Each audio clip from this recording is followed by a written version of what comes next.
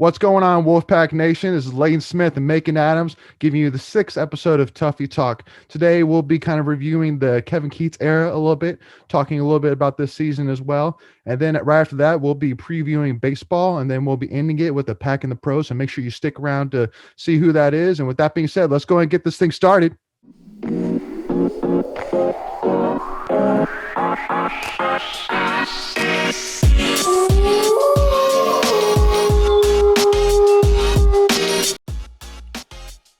All right, Wolfpack Nation, thank you so much for joining us. Really do appreciate and really appreciate the support.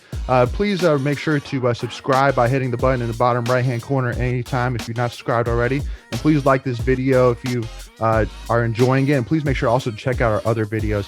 And if you aren't following us on Twitter or Instagram, all you have to do is go to this tag at Tuffy Talk Now, and just follow us on there, and get always updates in terms of what's going on with us, and also whenever we're releasing new episodes. So with that being said, so again, we'll kind of first start off talking about the Keatts era. You know, he's just finishing, or he's in his fourth season right now. And so kind of want to take this second, just kind of, or this opportunity, just kind of talk about kind of what he's done to this point, what we feel about him, and, you know, kind of what we feel for the long term. So Mick, I'll kind of hand off to you. So, I mean, what would you say your kind of overall viewpoint is with Keatts up until this point? Man, I honestly was just talking with my boss about this actually the other day. He's a big time State fan too. My dad, my brother.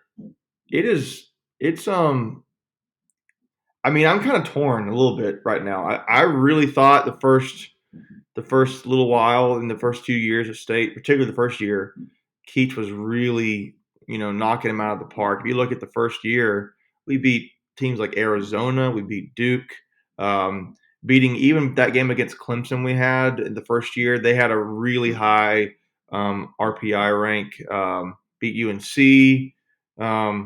I was really encouraged. I thought we really found something. We finished the season with a RPI rank of 64th, and strength of schedule 64th. Fast forward to the next season, basically we had some other good wins, like we beat Auburn, beat Syracuse and Clemson a couple of times. They said they were pretty good wins for us, at least for strength of schedule goes. But we did it. We didn't make the tournament. I should have said that with the first one. We did make the tournament with the first one. We went round 64. And then this one we just made to the NIT.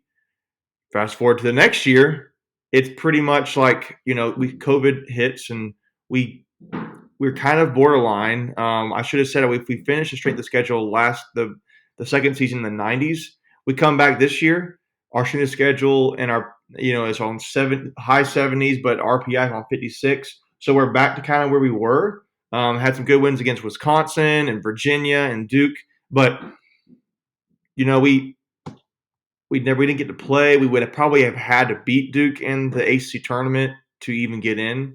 Maybe we were in, maybe we weren't. That's an interesting discussion. But Now this year happens, and it's easily the worst year that Kevin Keatt has had. Now I don't know if that's due to COVID. I'm sure a lot of it is. I'm sure a lot of it has to do now with losing Devin Daniels and Well, it's one of those things. I mean, I think that with the COVID year, I mean, I know that a lot of State fans really feel, and I agree too. That, I mean, you can't really condemn or really, I mean, hold something against Coach Keatts for this season. You can't really judge him on the season just because of the fact that I know that when we had our interview with Inside Pack Sports, which you haven't listened to that, please make sure to check it out. That we were kind of talking about that, about how, at one point we literally went over 5 days without practicing. And I mean, we were just shut down for a lot of the season. And then we had to basically buck up and then play Carolina. It's a tough challenge for any player to really kind of fall out of that rhythm and then try and jump right back into that rhythm. So for me, for this season, I felt like it's kind of a season where you have nothing really to lose in terms of really for Keatts, but you have everything to gain.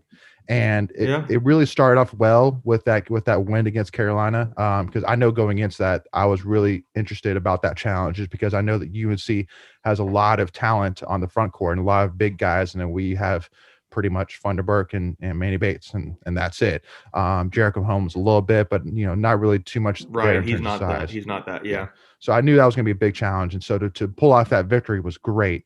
And then I think that we kind of saw the other side of it when we played them the second time, where finally their bigs kind of took advantage of our lack of depth on the big side. So yeah, I mean, because like one thing that kind of really stood out to me when you look back at his first season, 2017, is that we were actually projected to finish 12th by most experts in the ACC, and we actually ended up tied for third.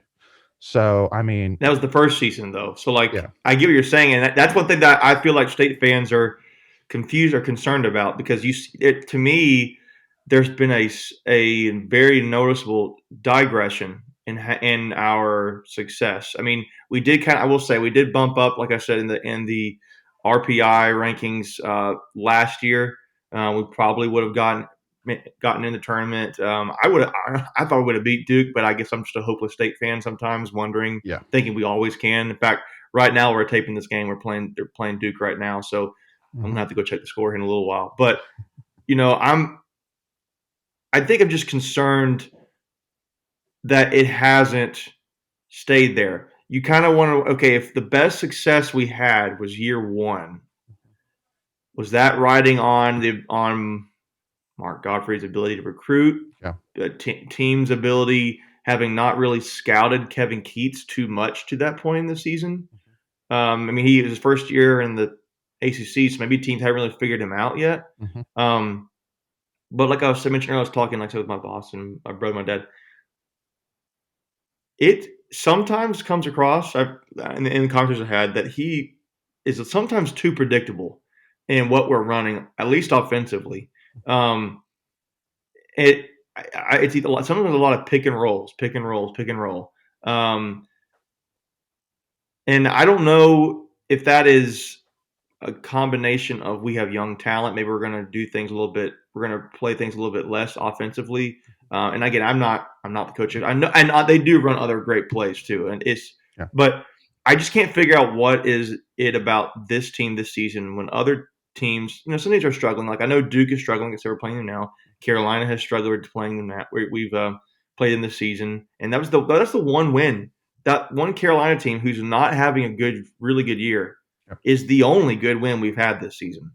And we haven't changed really anything on how we play defensively. We haven't really changed how we play things offensively, hmm but we do have a lot of young talent now with Moore, Hayes, Ceron, Gibson, and Duana. But those last two, they don't really play a whole lot. right, So you're really playing Moore, Hayes, and Ceron. hmm Apart from that, I don't really know what the reason is why we're struggling so much. yeah, it, It's confusing to State fans, and it can be discouraging because you're like, okay, it's year four. yeah, This should be a top six program in the ACC every year now. I mean, again, like I said, State fans, they've struggled. We haven't won a ACC title since 1987. hmm For anybody listening, that's 4 years. I was born in '91. That's 4 years before I was born. hmm And you kind of think like it's about time for us to have won something, and it that's right. doesn't seem like you're winning something. But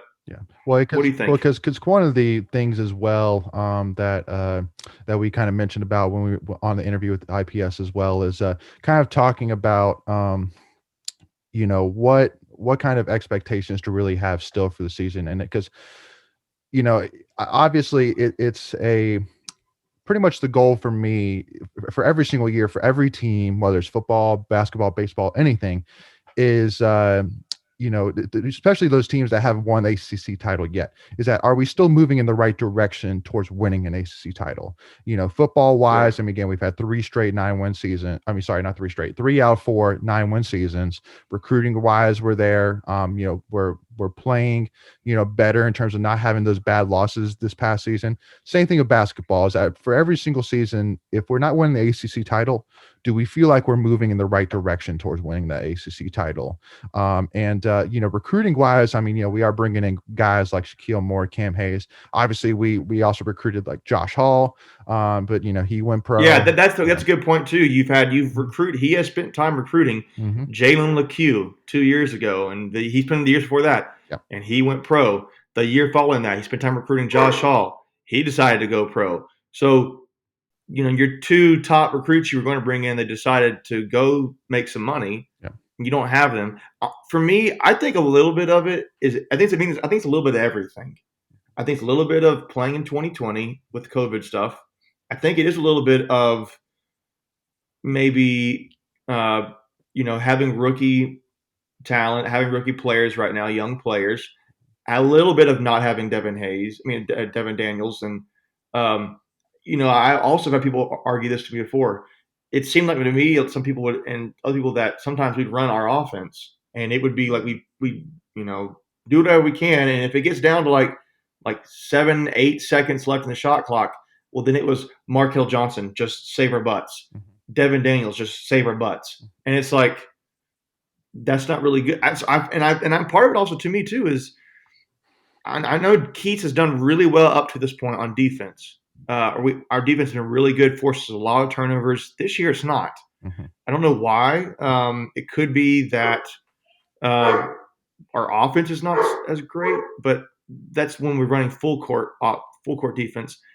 I'm more wondering if it's like I'm confused why Keatts doesn't do things like play more zone. I know some coaches are like, man, I'm going to play man defense all the time, and I feel that's what Keatts is. He's not doesn't come across like somebody who's going to run a little bit of box and one, a little bit of zone defense. He's going to really run man, Mm-hmm. and right now when teams are really like slashing us on the inside, driving to the paint, scoring around the rim, that's what seems to be beating us a lot of ways.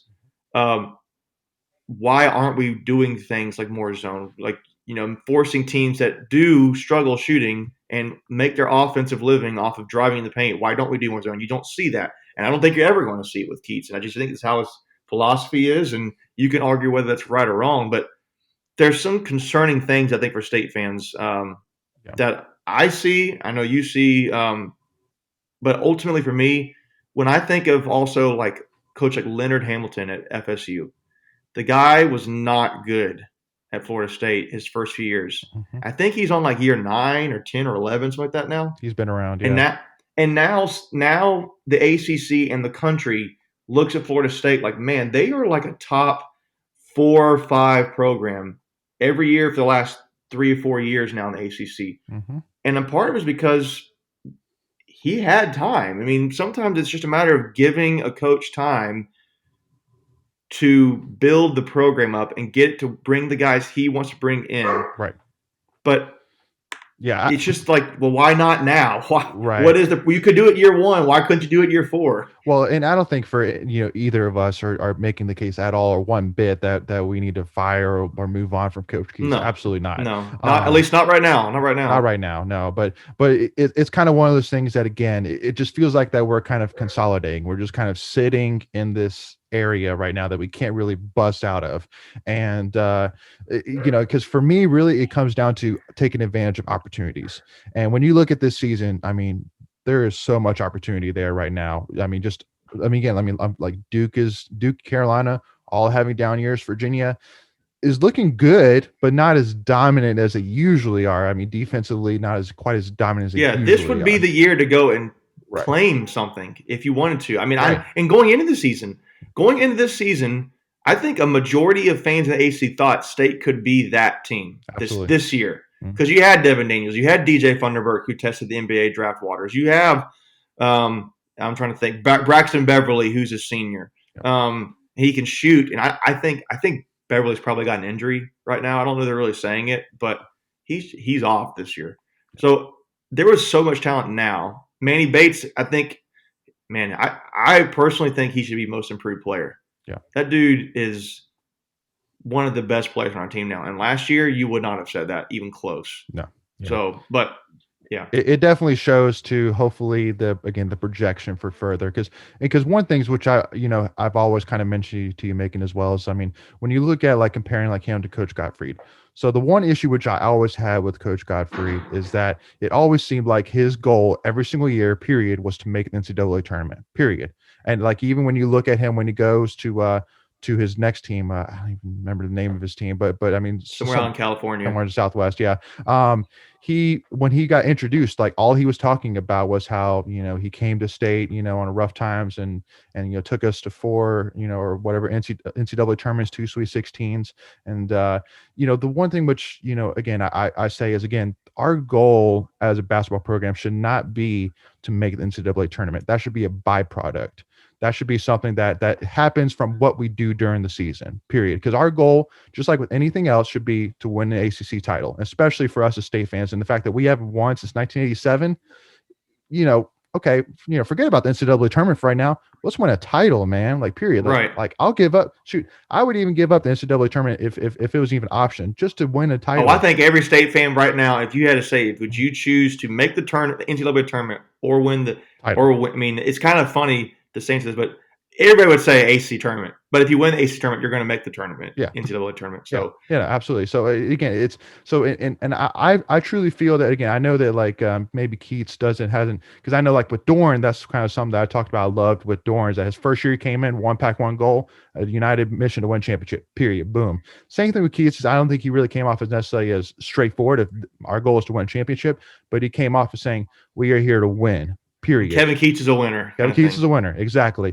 and so that's the one thing which I like is I think that Keats is again very on the same page with us, and also too the one thing which I do love about him is that from a culture perspective and from a likeness perspective, I mean, there's not a state fan out there that doesn't love Keats, loves how he represents state, loving the ice cream, after away Yeah. wins. I mean, just stuff like that. It's just so fun and like And that's, to me, like, I love you. Sorry, I don't know if you go ahead. well, no, just saying, like even like the media love him. I mean, media's tweet all the time after post game saying like, "Oh man, he's such a great guy." So he represents the program really well. Which in the day, I mean, that's key number one. I mean, he's got to represent us well. Period. He can't embarrass us, make us look bad. So go ahead. But to me, the thing is, like, we could have the nicest guy in the world be our coach Hmm. and represent the program well, and everybody wants that. You're right. I mean, everyone wants that, but you know, people want to win, Right. and I'm not saying again, Keatts has definitely done that in his career. I mean, I think his record right now is like 70.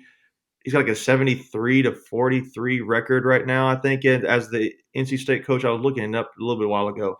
Well, yeah. 73-43 is his overall record as so it's 62.9% of win total he gets. Hmm. Um, but at the same time, we've been burned so much by coaches not getting it done. So when you mentioned Mark Gottfried saying, his goal was to get us to the tournament, and you said that was it. I get the point where if you think, okay, that's just it, we're just getting the tournament, and that's what that's our bread and butter goal every year. But to me, that for us, we had not been there in so long. That was like the goal. So when you mentioned like getting winning an ACC tournament, that should be the next goal in my mind. Like getting to the tournament indicates that your program's going in the right direction. I feel like the next step is like, okay, we're winning that ACC title. That's like the next step, because if you're winning the ACC in the ACC, as tough as it is, you're probably like a 1, 2, maybe a 3 seed in the NCAA tournament. And again, I understand that is just your argument. Like if that's just what, like, I did not like that Gottfried had just that goal, then I get that. But to me, I just get tired of losing. Yeah. I get tired of losing, and I'm ready. Like this year, as much as 2020 has sucked, having the people to stay home. Watching your team lose in an empty stadium isn't really fun either when you had really good expectations going into the season. So Yeah. that's what I feel like state fans are kind of getting a little bit antsy in their chair a little bit on Kevin Keatt. Okay, maybe this is just like we put an asterisk on this season because of 2020 COVID stuff. But Yeah. Well, and again, what happened? Let me ask you this question: what happens if next year it's a similar thing?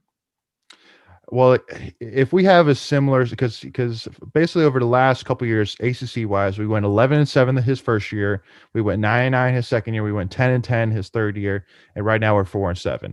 So I mean, for me, really, again, it's And I'll add this too. His RPI right now this season is 167. Is what I saw.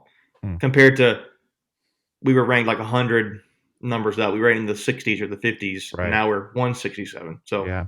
Again, it's unfortunately for Keatts, it's one of those things that, and again, I think every state fan would understand. At the end of the day, it does take time to really build that program, but also too, and luckily, I mean, luckily enough, we got a great guy in Boo Corrigan. I think that can make this decision. I think that I myself am confident that he can know where to draw that line. But at some point, we do have to start having the conversation of, okay, I mean, are we seeing that upward trajectory that we are expecting?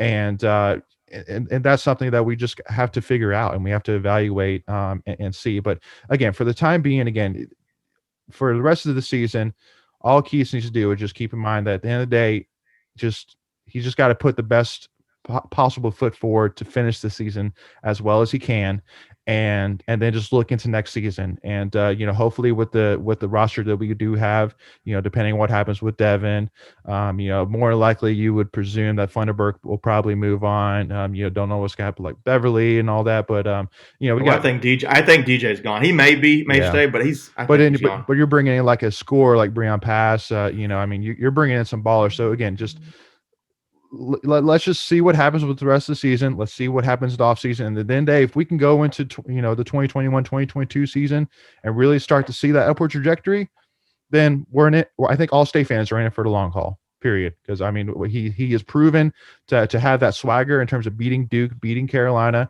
He's 6-1 against Wake Forest, which I mean, I know a lot of state fans would easily say Wake Forest is one of our kryptonites. And so to say we're six That's and one fair. against them, I mean, that's hey, well, that's a good sign.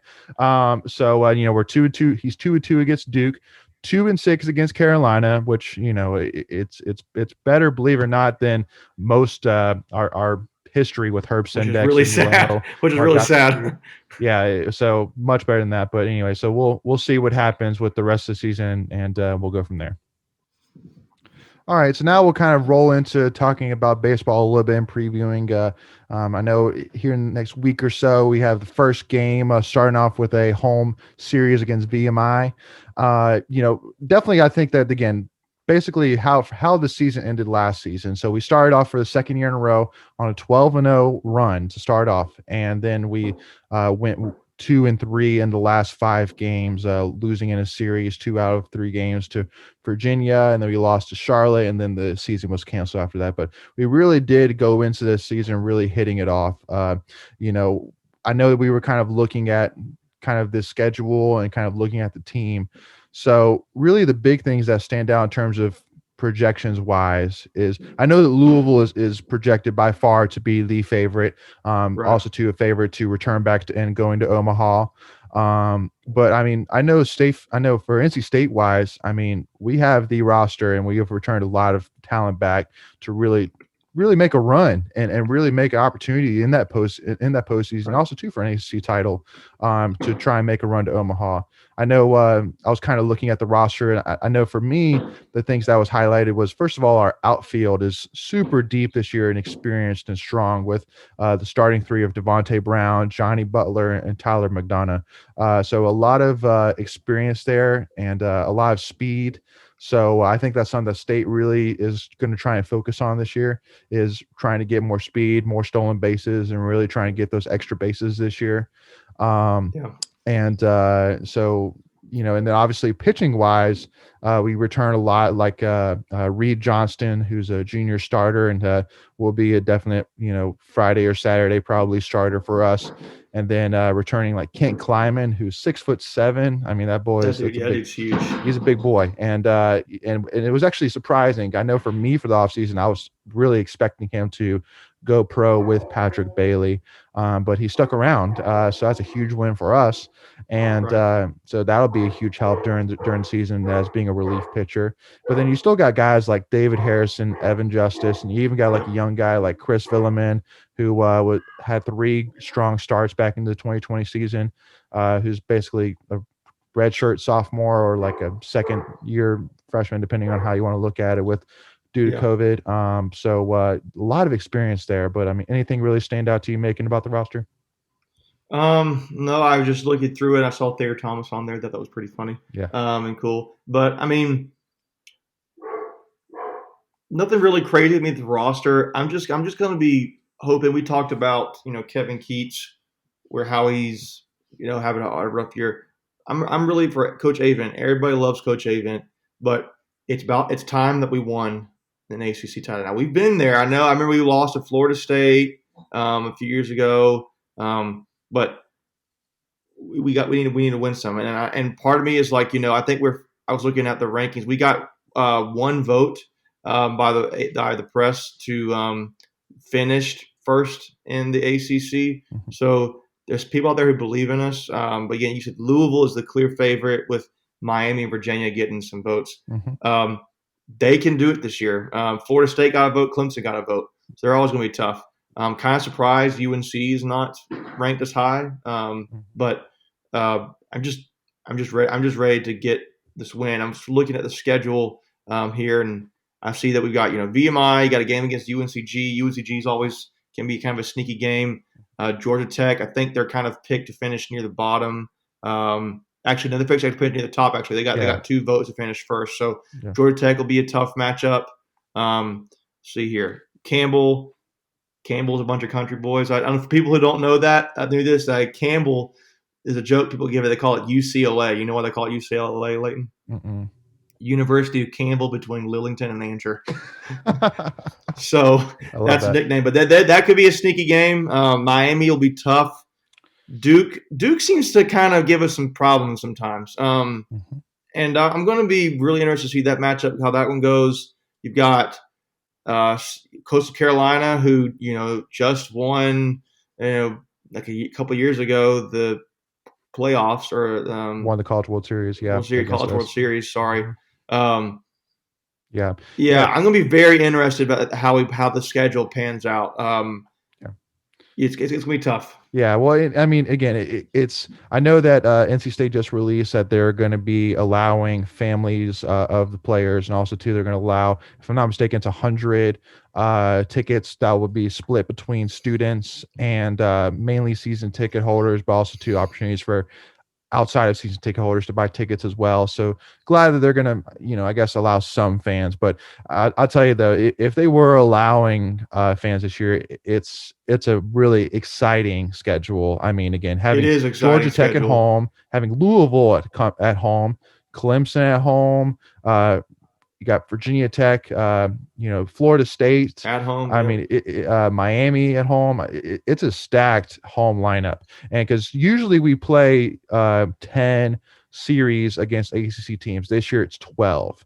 And, and So I'll say this, don't add this too, just to make sure you mention the home teams. The road games I'm looking at here, we got you got Duke, which is essentially I won't say it's a home game, but yeah. Duke's right down the road. They can have a lot of fans if you really wanted to. Mhm. Carolina on the road, again, not too far away. You can get there. The big ones, I mean, the games that are kind of up there, but they're not as dominant. They're not these teams are not as ranked as high. Boston College, Wake Forest, Pittsburgh. Some of these teams are not going to be tough. So the teams that we're going to be playing that are like the toughest in our schedule, we basically get them at home. Yeah. So that sets up well for us. I feel like for a schedule that does look, I mean, not so easy. Yeah. Well, and for me, if I had to kind of put in my projections, I would say that this season will come down to 5 teams, and For me, it's obviously Louisville, who's headlined by a top 20 MLB prospect for next season, and the outfielder Levi Usher. So big talent there they have. And then Virginia, they actually are returning all of their starters from last season. Every single one of them, they're returning back, and it's highlighted by two hitters that were in 2020 were hitting 407 and 347. So I mean, they're going to be scoring a lot of runs this year. And then uh, so yeah, so you got Louisville, Virginia, and then you got Miami, who I mean, again, they're always strong, definite, well-known baseball program, and also for me, I think us and FSU are right in that mix. Clemson, I'm not quite as sold on yet. We'll have to see how they look once the season really starts. But for me, I mean, again, we're right there, and so again, the one thing which I know you kind of already mentioned with Coach Avon is he's been to five because he started his first year was in 1997, and he's been to five ACC championship games: 2001, 2003, 2006, 2010, 2015, and he's lost all five. And so again, it's I know that's kind of one of the big things with state fans is he's gotten us, top five. At one point, he got us to number one recently. I mean, he's gotten us, far in the regionals, super regionals. He's got us Right. to the College World Series one time, and because again, I know that a lot of state fans are really calling for an update with Doak Field before we really kind of figure out what's going on with David. Because again, just kind of like we were talking about with Keatts, at the end of the day, the culture is there. Every single year we're competing.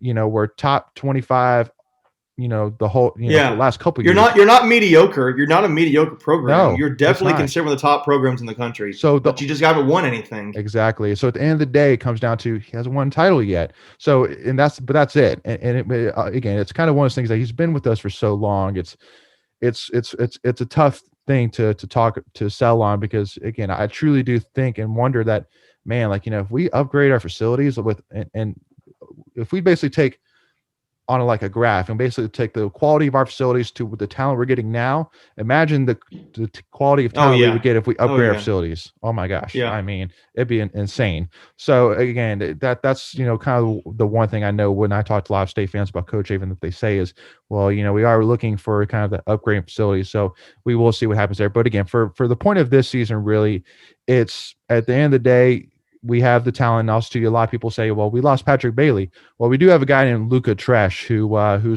is gonna be expected to come in and be our big boy hitter. Really hit a lot of home runs this season, and he's going to jump into that catcher spot.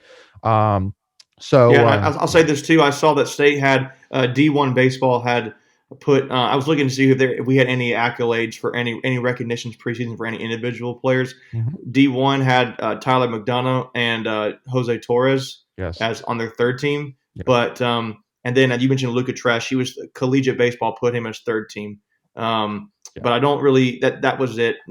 Perfect Game didn't have us listed any players on their um, All American team preseason, nor did Baseball America. But to me, that tells me that the team is just solid. Like the floor for this team is really good. yes, There may not be like this dominant one player. Like Louisville's got Henry Davis, their catcher Henry Davis. Miami's got Adrian Del Castillo. He's really good. yeah, I mean, those guys are going to get the recognition. They're really good players, but maybe this isn't that team this year. But how many teams have we seen that don't have the it guy in the whole conference, but yet they are so strong and tough to beat? absolutely. That's what I'm hoping this team is this year. Absolutely. And again, hopefully again with getting that speed and getting this much talent back and especially, if we can figure out, kind of the pieces that work out of this deep bullpen that we have, I truly think that we really do have a strong chance of making a run towards our first ACC title since I think it was 19 oh man, it was 1992, I think it was. But yeah, so again, hopefully we'll have at least an enjoyable season, and it'll be a lot of fun to see those boys back out on the field. All right, so now we'll end up with the pack and the pros that we had talked about. So this week, speaking about baseball, we're going to be talking about the one, the only Trey Turner, the man, the myth, the That's right. legend. He's just really hit it off back when he got drafted in 2014 by the San Diego Padres, 13th. I mean, he's really hit it off. Obviously, he got traded from the Padres in a 3-team trade to the Nationals and ever since then he's really hit it off. I mean, he's already going into his seventh season at only 27 years old.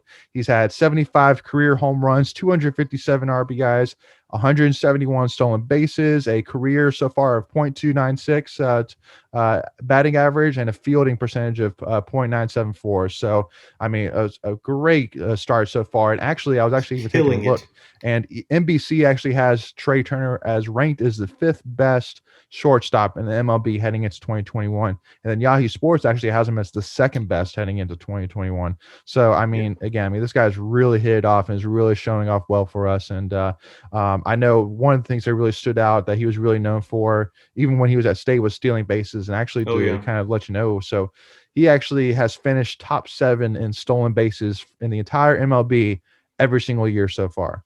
Wow. And in 2018, he was actually second. So, I mean, he's doing there exactly what we expected. So don't be surprised, Wolfpack Nation, if by the time he finishes his career, he's up there. In It says terms of I all saw that time. it said he ranks third in the majors since 2016 Yeah. So I for mean, base running. yeah. So unbelievable that, and again, it's a huge, great thing to see. When when the Nationals won the World Series in 2019, to see him wearing the football helmet and all that during Yeah. this. Oh, I forgot about that. Yeah, that was Yeah. awesome. Yeah, no, that's great stuff. So, and then even better, even the biggest thing that he is excited about is him and his wife, Kristen, just had a baby, Beckham Dash Turner, on Friday, February 12th. So, congratulations to Trey and Kristen on that. Yeah, congratulations. Really excited for y'all. So, but Awesome. again, just it's great to see, a state, player really go Right. into the major leagues,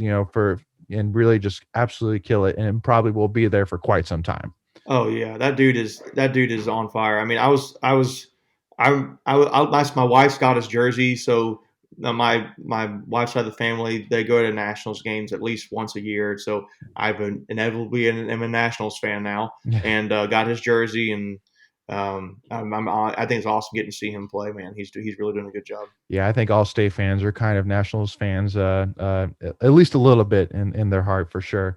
So, and actually one stat too, which actually stood out to me as well to kind of end it on. So before Trey Turner got there, actually the Nationals were actually dead last in batting average in the shortstop position for 5 straight years before Trey Turner got there. Wow, And he's changed that he completely. isn't I that mean, anymore. Yeah, again, I mean, he was actually hitting 335 in 2020 before the season. yeah, he So finished second he finished second for rookie of the year mhm. voting behind Corey Seager. So I mean, Yeah. you can't really ask much more of the guy. No, absolutely not. So again, it's been great to see, and definitely looking forward to seeing what he does for the rest of his career. And we know that Wolfpack Nation will be cheering him hard. And again, we'll hopefully stay safe. And again, we look forward to seeing that. So well, again, thank you so much again, Wolfpack Nation, for tuning in with our 6th episode of Tuffy Talk.